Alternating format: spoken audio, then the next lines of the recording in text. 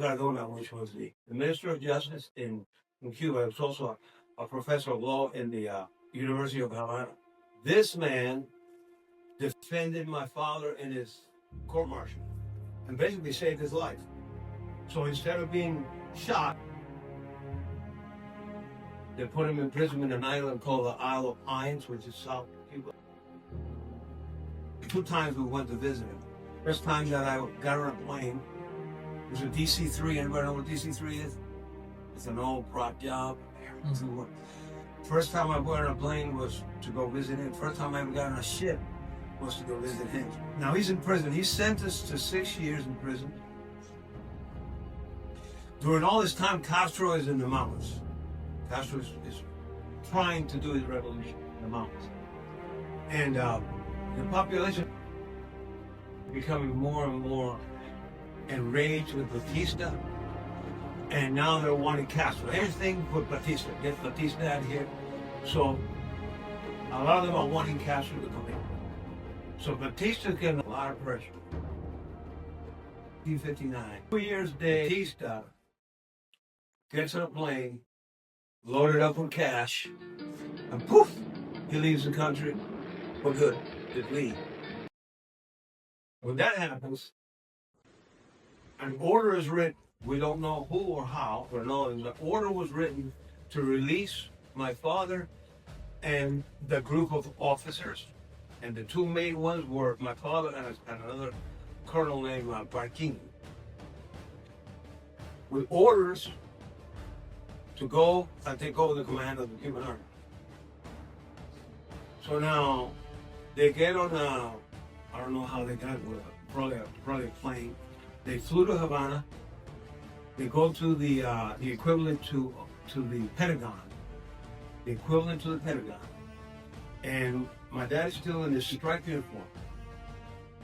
And he's being escorted by armed troops. He's walking up these long steps. And he was thinking that day that he said, when I get to the top of those stairs, I may be a dead man. Walks into down the hall, goes into the office of the general of the army. Hand over your weapon. Now this general, remember, is one of Batista's clones. It's just one guy that was put in there. So the general takes his gun out, hands it to my dad. Now, listen to this. This guy was a Batista guy. So my dad knew that the moment that he released him, kill him. So he told his escort, saying, I want you to take this man home safely to his family. Safely to his family. See, so he wanted to make sure that he was protected. Right? So in other words, Papi was not a thug in any way. Not a thug. He asked for a uniform, so they bring him a uniform. So now he's in charge of the army, and Barquin is and the other guy is somewhere else doing the same thing somewhere else. We don't know that part. General of the Cuban Air Force comes into my dad's office, where my dad is now, and he tells my dad, I have a squadron of F-58s loaded. Castro is coming down the Avenida Real, which is the Royal Avenue. It's a long, I wish I would have had a map of Cuba. It's a long island, and there's an avenue that crosses right in the middle of the island from one end to the other. So Castro is coming on that avenue, and a lot of the army units are now joined them. So now they're riding on tanks in the open, right? They're heading to Havana, slowly, yelling and screaming, hey, we're winning, right?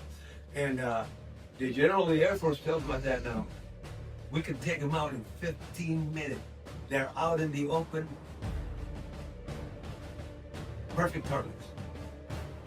And my dad says to the general, look out the window, what do you see? What are the people yelling for? What are the people asking for? They're asking for Castro. Who are we to take that away from them? Who are we to take what they want? Castro was actually the one who first got to Havana. Was not Castro, was Che Guevara. Che Guevara and Camilo Cienfuegos, two of the rebel leaders. Che Guevara and Camilo Cienfuegos were the first ones to take Havana. When they got into Havana, they said, who's in charge? It was my dad. And Barquin, both of them. So they were the ones that were there to allow them to come into Havana. And finally, Castro comes in. He sees that it's a total disaster, disorganized disaster. He splits the island in two, gives my dad one half of the island, and gives the other guy, Barquin, the other half of the island. And they're to reorganize the Cuban army. They each take a half, and they start going from the military fort to another to reorganize. The way they did it was they would go to a military installation and they would identify the people that they either know before that were professionals, and they would put them in charge, fire everybody else, put them in charge, right? And delegate authority, and then they'd go to the next one. In the meantime, they were making a report of all the things that need to be replaced, equipment, everything else. So then they show up, and this was about 6 months. So then he comes back, this is still 1959. A lot of things happened in 1 year, 1959. So they come back with their mission done, with a report to Castro, tell them we need this, we need this, we need this, radios, we need artillery pieces, whatever, everything that they need, munitions. So Castro said, okay, good. I'm gonna send both of you to Europe. And that means that Castro was not a communist. He was not send them to Europe. He was send them to China or to Russia. So he sent my dad and this other guy to Europe to buy munitions, equipment, like a Foot Locker, full of cash, millions and millions of dollars in cash. And he took this to Europe, and they went to Spain and Italy and Germany. While they were in Italy, he met an ex-Italian general that actually fought alongside Rommel. You know Rommel? Anyway, it's okay. And he told my dad, you know, it's customary for people in your position to skim off the top a few $1 million. You got millions and millions and millions and millions. You skim off $3 or $4 million, put it in the bank, Swiss bank account, forget about it. And my dad said, but that ain't my money. It's a Cuban people work. I'm not doing it. I remember Mommy telling me this story that she was mad at him. Because she said, he's so honest, I can't stand it. But, of course, I would have changed everything if he would have done that. But he didn't. And I'm glad he did. Because, you know, he wouldn't have, if he would have done it, he would have never been able to live with himself.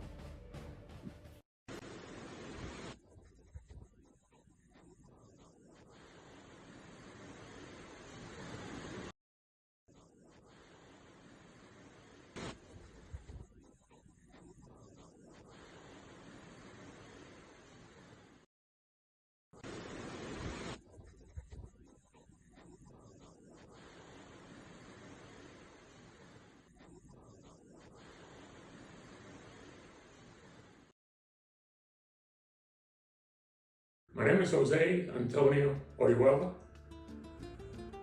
I was born in 1951 in Havana, Cuba. I am the oldest son in the family. My father, of course, is the one we're talking about in this story. In April 1956, my father was sentenced, along with another 11 officers, for overthrowing the government, mainly the president of Cuba, Batista. He was sentenced to 6 years. They took him and the officers to the prison in Isle of Pines, South Cuba. There, They took all his clothing, they took all his personal items, and gave him the uniform for the prison. One of the items that they took from him was a ring that was given to him by the president of Cuba 3 years prior. One of the items, the ring that was taken away from him, the warden, his name was Blanco Rico, was a friend of his. And he put it to the side, put it inside of a desk drawer, and told him that he would try to keep it safe. The ring itself is very unique, has a complete unique story on its own. One of the things that he had to endure at the beginning of his prison term, he was put in on a underground insulated cell, very small, no more than 5 by 5 room, no light, all darkness. And the only access to that room was to the top, where they would drop a bucket with the food and water, and also get rid of all the waste. He stayed there for a month, never seen the light. And he could feel the roaches crawling on him at night. And even though all his life he couldn't stand roaches. So that's sort of the things that he had to go through to endure this part of his, endure his life. Of course, he only there 1 month. Once he got out of the cell, he couldn't see for a day and a half because the light blinded him. It was so bad.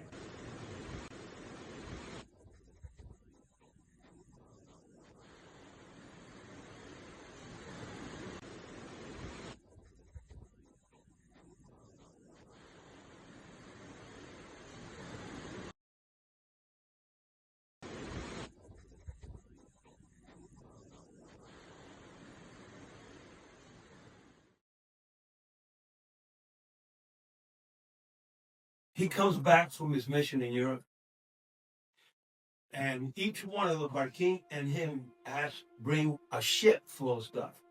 Each one has a ship full of stuff.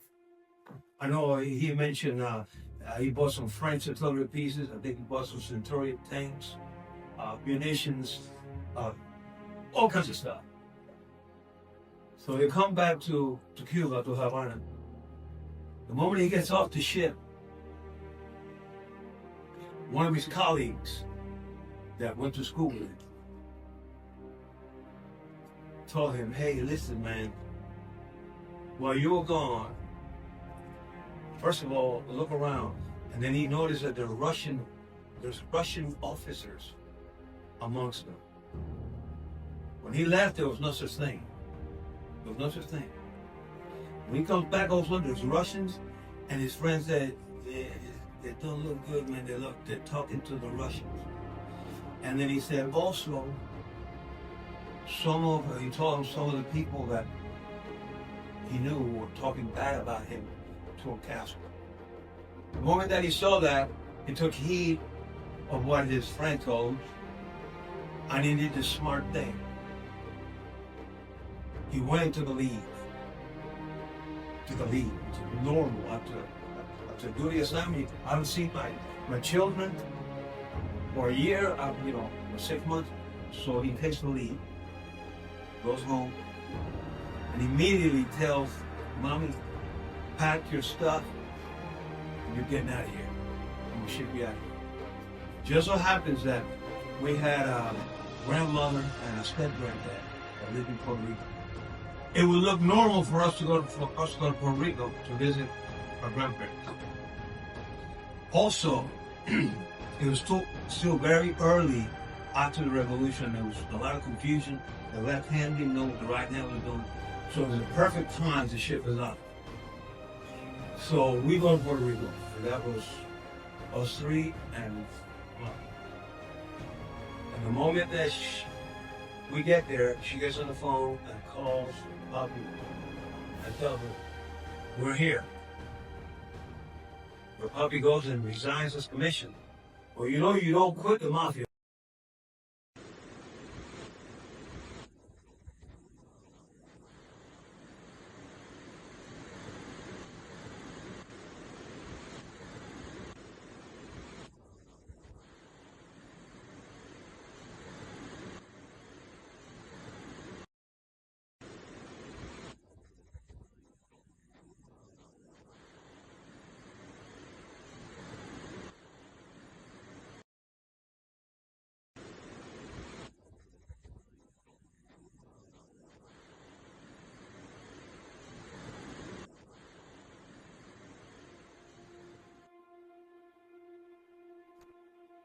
And immediately, he's put under house arrest. Now listen to this very carefully. And it says, okay, I want you to get a group of people. So one of the officers goes and finds a sergeant and says, Sergeant Gutierrez, get a detail of 4 men and take this man to his house. He's under house arrest. Remember the name Gutierrez? Mm-hmm. The same man that he was a little private, that had helped him years before, that he was getting abused. He was put in charge of my father's house arrest. That's amazing. That's the hand of God. They go to his house, and this now, a sergeant, the little private made some of himself after that. He was sergeant. Now he's in charge of the detail to keep him in the house. So of course, he helped him. He said, okay, no, Comandante, no, we're going to get you out of here. So the sergeant hands him his 45, 2 extra magazines, and tells my dad, we got to make this look good, because if don't, I'm going to get shot. So they tied up all the other 4 men. My dad took him, went and blam! I don't know if you guys know, but back then, you know, in Cuba, we had TV, just like in the United States, TV and J Modern in the United States. So my dad's picture was in the TV and the newspaper. They wanted him dead or alive. They wanted him actually dead. So he is hiding out. He starts to go to these houses of people that he thought were his friends. And house to house, he would go to people that he thought were friends of his. No, I don't want no trouble. You got to leave. You got to leave. He go to another one. No, not here. So finally he found 2 different families who he never thought were that close to him. And those 2 families risked their lives. And he would hide in one house for a little while, then go to the other house for a little while. And he kept doing that while he formulated a plan to escape. Have in mind that when Poppy sent us to Puerto Rico, he knew that there was a good chance that was it. That there was, he was going to be dead.